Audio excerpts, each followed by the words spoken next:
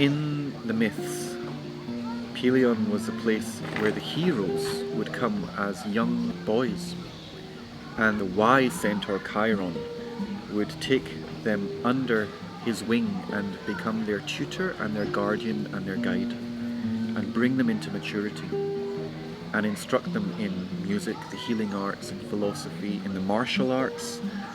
So the heroes would come here, they'd find a place of sanctuary.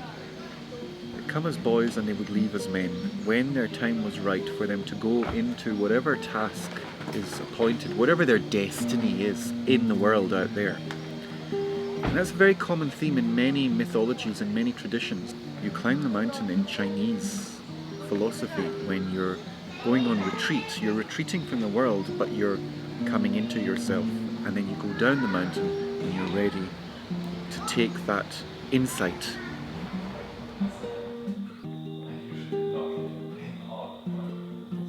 So Jock, our founder, saw a world where people weren't connecting.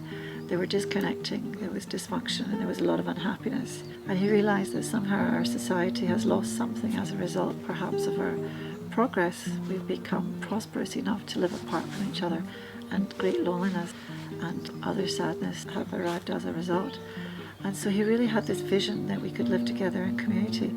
And so the tools that we use to create the sense of community are very simple, and one of them is the circle. Way of Council guidelines for running a circle. For a sharing circle, that you use a talking piece, so there's no interruptions. It's, once you have the talking piece, it's just completely your turn to speak from the heart, and for everyone else in that circle to be listening from the heart. That's the intention. We use I statements, and that's really about just tuning into the me.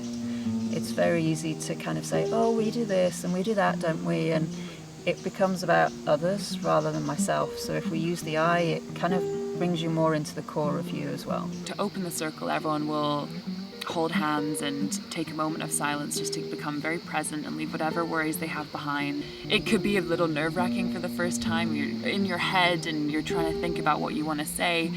But what's really beautiful for me after all these years of being in these circles is learning that anxiousness or nervousness completely dissipates, and you just say what's alive in you in that moment. And when I have finished my sharing, and I have finished what is alive in this moment in me, then I would say ho, and that means I have spoken. So everybody knows my sharing is finished, and everyone present would then answer ho, that means we heard you. So when I just hearing my own words, we heard you, touches me deeply, because I find it's not so much space where someone or where I really get heard. The circles really was a great opportunity for me to be able to speak openly without the feeling of being judged, which is something which is so rare.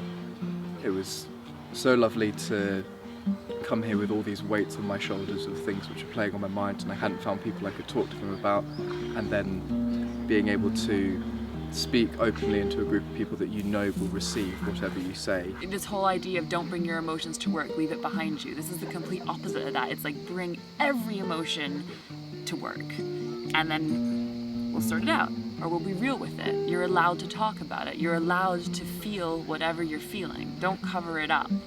Sometimes I didn't feel like sitting in the circle because I just needed to be away from the community. I could tell the circle that. I could say, I don't feel like being in the circle this morning, and that's how I feel. And the circle, like the people in the circle would just hear me and they would be like, okay. Reveal your vulnerabilities, your fears, your joys, and share those with the people that you're living and working with. I think that's a very special thing, and it enriches lives and makes lives more fulfilling.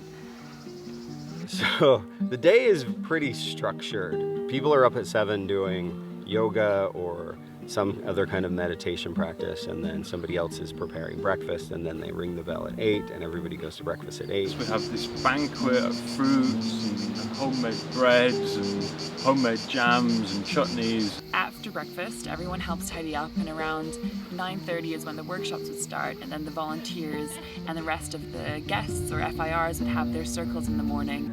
And then after the circle, we get to work. So we have projects that we work on, or we have jobs that we work on for the week to make sure that we keep the site in good shape, keep the gardens in good shape, we harvest from the garden. Everyone works in the mornings because it's the coolest part of the day, and lunch is served at 1:30. The vibrancy of the food, like tomatoes that are so tasty, and oh god, it's just delicious fresh food. And then an afternoon where you can go to the sea, hang out. You can walk in the waterfalls or go in the forest, and there's this huge extended period of time for everyone to kind of just play on the mountain. Lay in the hammock, chat to people, come back again in the evening. Stand in a circle, hold hands, connect with each other, connect with their heart, connect with the mountain.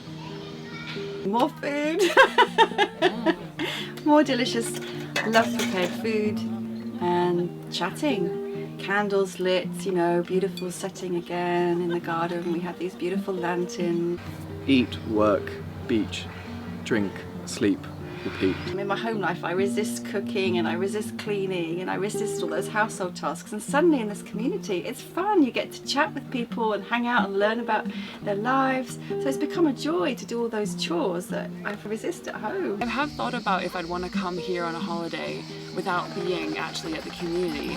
And I think I'd get really bored because you'd come and it'd be really gorgeous and it would still be the same. There's like a deliciousness to the community itself, which keeps it entertaining, keeps it challenging. It's just a hub of really interesting and worldly and international quirky people that are all kind of looking for the same thing, which is something a little bit more than just sunbathing in Greece. At core, it's a community. It tries to be a community, or it tries to model what a community is, but it's also transient. People come and go. And it holds holistic education for mind, body and spirit, for people to live, work, play together. And the together is the essential part.